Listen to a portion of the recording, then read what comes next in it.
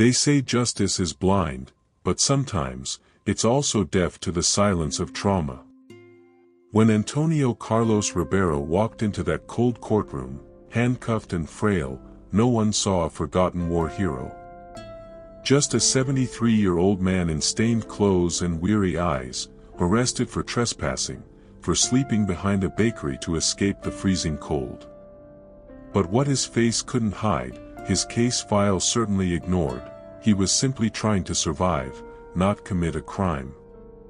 It's disturbing how the judicial system often fails to distinguish between desperation and wrongdoing. Antonio wasn't a threat. He was a homeless veteran, someone who once endured hell on the battlefield and now faced the purgatory of abandonment. That courtroom saw a vagrant, but had no idea who it was truly judging. A case that moves people, but not yet, not until the truth began to surface. And as he sat there in silence, the room unaware of who he really was, one thing was clear: heroes don't always die in battle. Sometimes, they fade into city corners, behind bakeries, waiting for someone to remember who they were. And in Antonio's case, fate had just begun its quiet unraveling. Not every name is just a name. Some carry battles, promises, and memories time couldn't erase. When Judge Larissa Montenegro read Antonio Carlos Ribeiro on that supposedly routine case file, something inside her shifted. She remembered, this was the very sergeant who had once saved her brother Enrique, a fallen military hero. He hadn't just helped him. He carried him, bleeding, through enemy fire.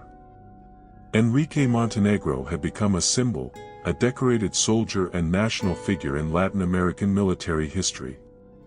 But few knew that his survival hinged on one man's courage. That man now sat in court, unrecognized. The coincidence seemed surreal. But it wasn't. It was fate. And Larissa's hand trembled, knowing that this wasn't just a surprising trial. It was personal. Her voice remained firm, but her inner world collapsed into flashbacks. She remembered the day Enrique returned from war, barely alive, and the name Antonio, etched into every thank you letter and whispered prayer. Now, the man who saved her family's soul, was on trial. And that changed everything. There are moments when the rope feels heavier than usual. Larissa Montenegro knew that well.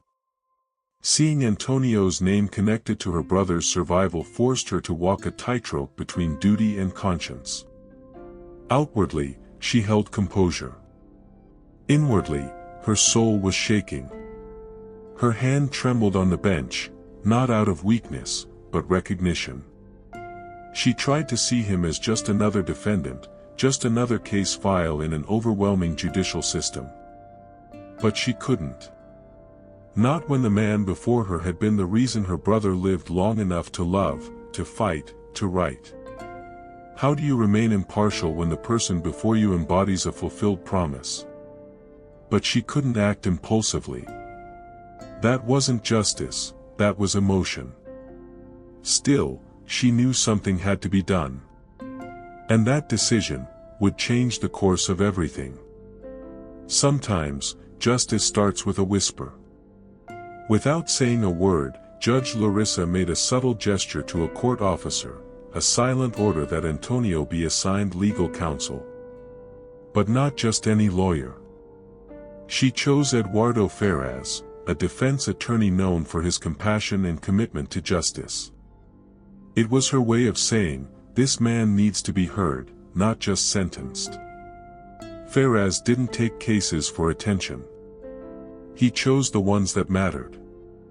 And the moment he saw Antonio, the quiet dignity, the soldier's posture still buried under rags, he knew this wasn't a random homeless man. It was a forgotten veteran, a man buried by the very country he once served. A story that inspires, waiting to be told. And that moment, that small, quiet act from the judge, shifted everything. Sometimes, all it takes is one conscious decision to change a destiny. And this one would ignite a fire.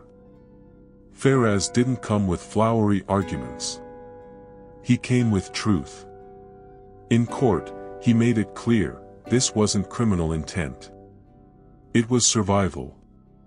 He humanized Antonio, showing that he wasn't trespassing for gain, he was cold, tired, and trying to live.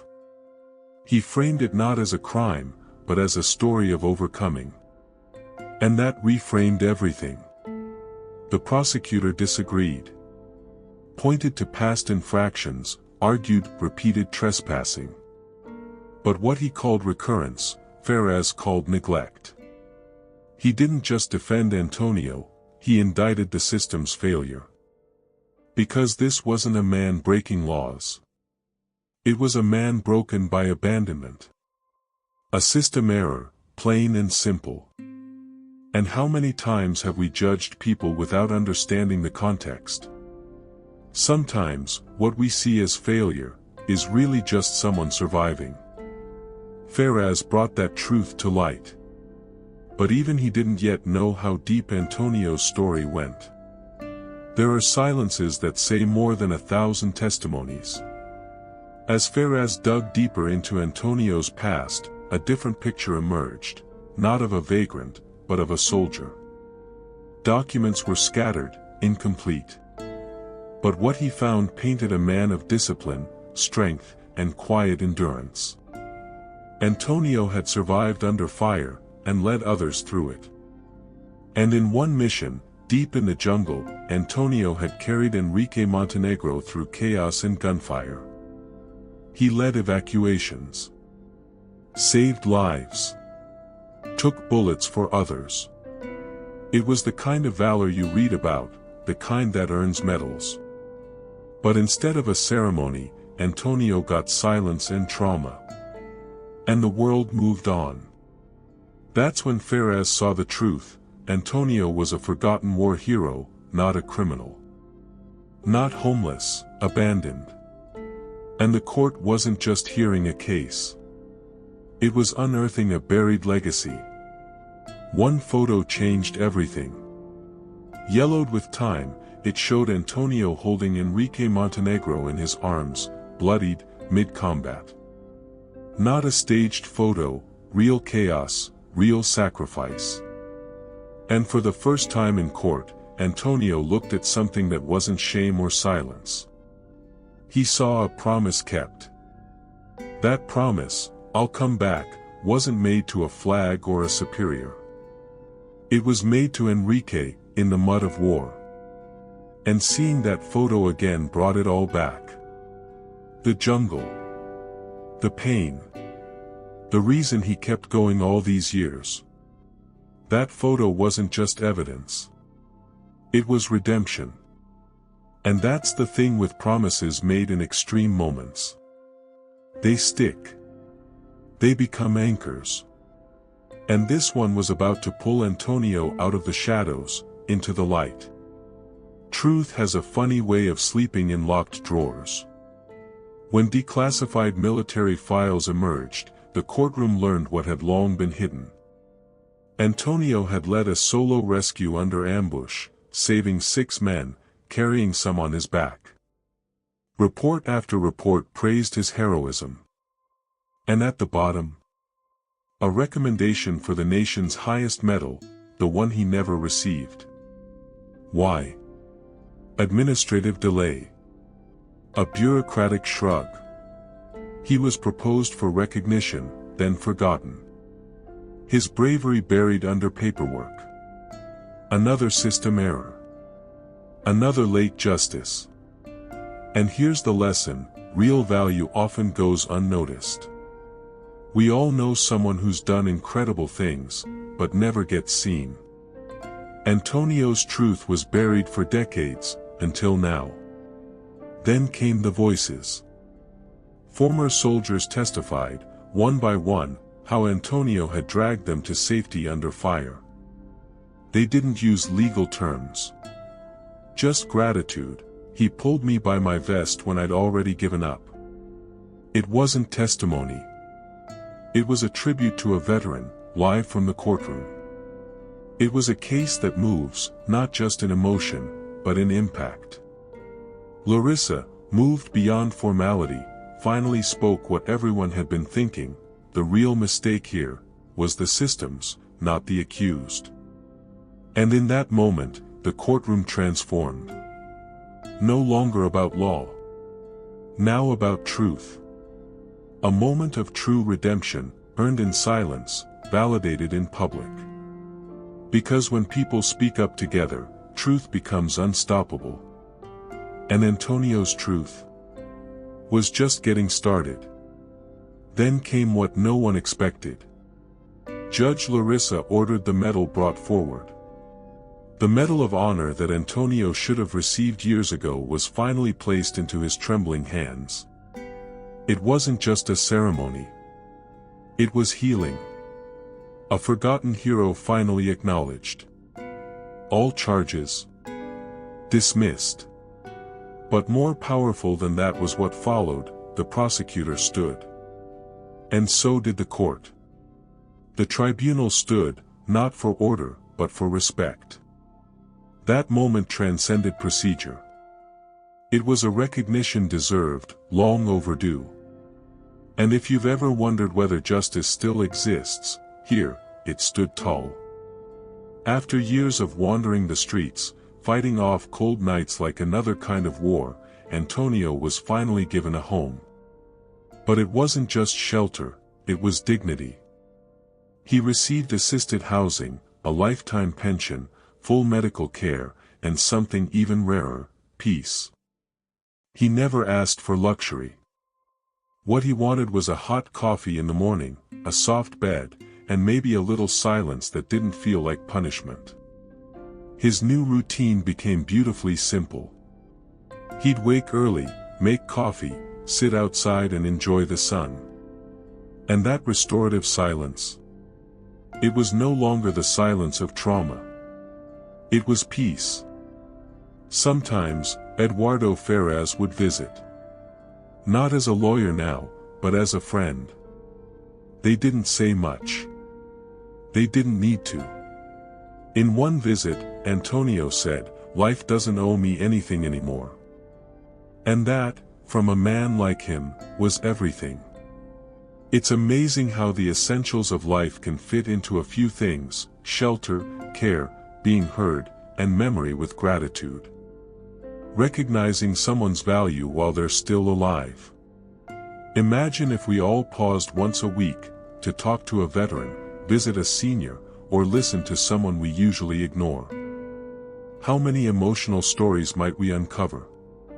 Sometimes, healing comes not through medicine or verdicts, but through words from someone who's gone. Larissa returned to Antonio, this time not as a judge, but as a bridge to the past. She handed him a bundle of old letters. They were from Enrique, her brother. Letters that spoke of admiration, debt, and deep respect. It was a tribute to a veteran, written with love. Antonio read them slowly. He didn't cry from sorrow. He cried with release. Enrique had written about his gratitude, calling Antonio more than a soldier, a model of humanity. And for the first time, Antonio realized, he had never been forgotten. He had lived thinking he was erased. But those letters proved he had been remembered, quietly, in every word. And that night, he slept. Not the kind of sleep that just shuts your eyes. But true rest. No nightmares. No starts or gasps. He slept whole. Because he knew, his story, his promise, his sacrifice, had finally been seen. Time passed. Peace settled in. Antonio sat outside his home, watching life unfold. Kids ran down the street. Neighbors chatted about nothing and everything. And then it happened. A young boy stepped out of a house in a miniature military uniform, maybe for school, maybe just playing hero. He saw Antonio, stopped, and saluted. Antonio smiled. Not with pride, but with peace. That boy was the future. Antonio, the past. And that gesture, a child honoring a man he didn't even know, was everything. It wasn't about glory. It was about continuity. A fulfilled promise, carried forward. Because in the end, that's all a war hero truly wants, to know their sacrifice meant something. And in that quiet, simple moment, Antonio finally got his answer. How many Antonios are walking among us today, invisible to the world, just waiting for someone to notice? This story isn't just about war. It's about us. About learning to look again. To truly listen. To recognize when the system fails, and when we do, too. Have you ever thought about who around you might be carrying a story like this? A janitor. A bus driver. Maybe your neighbor. Someone who once gave everything, and received nothing back. What would you do if you found out? This story is powerful, yes. But more than that, it's a challenge. To see deeper. To live with empathy. To give the people around us the recognition they deserve. So tell me in the comments, what part of Antonio's story hit you the hardest? What lesson are you walking away with? And if you want to keep discovering true stories that inspire, shake, and change the way you see the world, subscribe to the channel now. Hit that bell. Because here, we don't just tell stories, we honor legacies.